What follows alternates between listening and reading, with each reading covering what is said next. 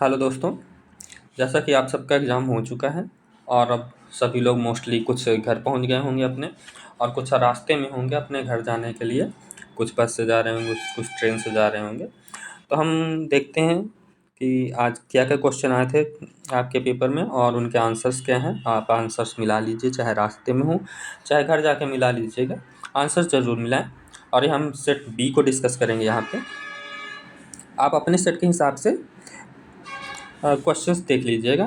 Questions सारे set में, चाहे आपको ए मिला हो, बी मिला हो, सी मिला हो, डी मिला हो, सारे सेट में क्वेश्चन सेम होंगे। बस अंतर ये होगा कि क्वेश्चन आपके आगे पीछे होंगे, तो उस हिसाब से आप क्वेश्चंस को देख लीजिएगा। चलिए शुरू करते हैं। पहला क्वेश्चन सेट बी में है, दो स्टेटमेंट और असर्शन वाला है। एक असर्शन है, उसका रीजन है। ठीक है, हम पढ़ते हैं पहले क्वेश्चन को। असर्शन पढ़ते हैं। Any person having an interest in newspaper declared. मैं आपको बता दूं, हम सारे क्वेश्चन को फास्ट वे में देखेंगे आंसर की के लिए। जल्दी से जल्दी हम क्वेश्चन को डिस्कस करेंगे और उसका आंसर बताएंगे। Any person having an interest in a newspaper declared forfeited may apply to the High Court to set aside the declaration within 2 months of its publication in the official gazette. Assertion है, इसका reason दिया गया है। The special bench of the High Court to hear such applications must always consist of 3 judges regardless of the strength of the High Court. इसका answer है A is true but R is false। पहला assertion जो है इसका ये सही है, लेकिन इसका रीजन ये जो दिया हुआ है वो गलत है। नेक्स्ट क्वेश्चन पे आते हैं। इसमें दो स्टेटमेंट दिए हुए हैं, हमें बताना है कौन सा स्टेटमेंट सही है या कौन सा गलत है। पहला statement, under the BSA Bharatiya Sakshya Adhiniyam admissions are generally relevant and may be proved against the person making them but can not ordinarily be proved by or on the behalf of that person. यह answer तो पहला option तो सही है। ठीक है, दूसरा statement पे आते हैं। An admission can be proved on behalf of the person making it if it relates to the existence of state of mind, body or made at or about the time when such condition existed and is supported by conduct showing its truthfulness।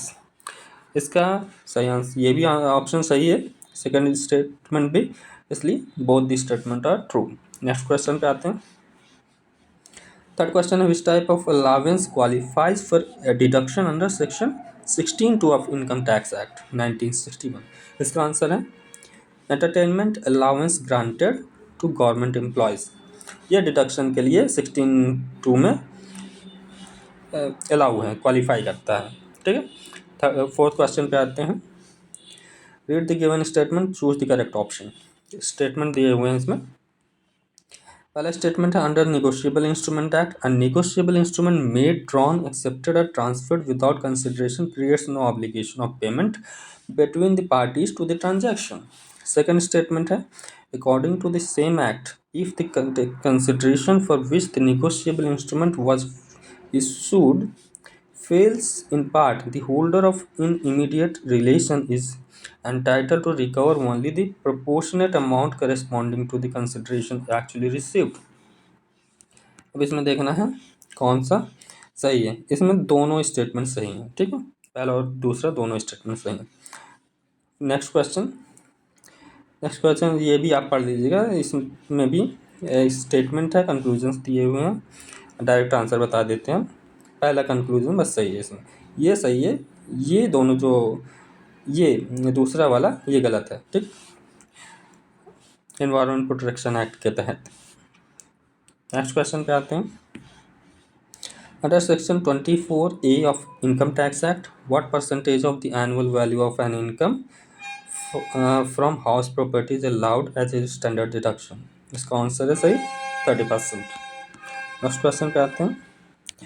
After a government notification is issued for acquiring Mr. Mehta's farmland under Land Acquisition Act 1894, he notices that the income from his crops steadily decreases until the authorities finally take possession.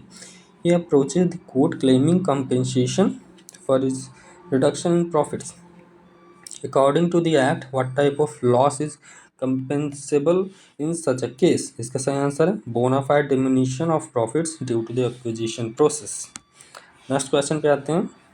According to section 35A CPC, what is the maximum amount of award can a court a court can award as compensatory cost in ordinary cases?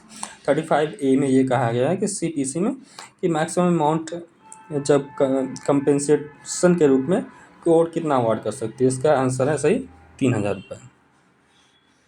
Next question पे आते हैं। According to Indian contract act, अब contract के question शुरू है। When the communication of an acceptance is complete against the proposer, इसका सही answer क्या है?